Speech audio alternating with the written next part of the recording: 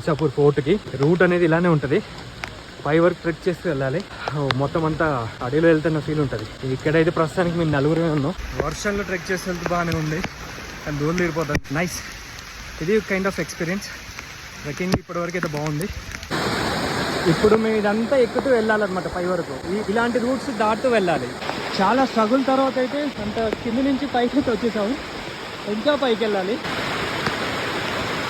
So finally ఫోర్ట్కి అయితే వచ్చేసాం.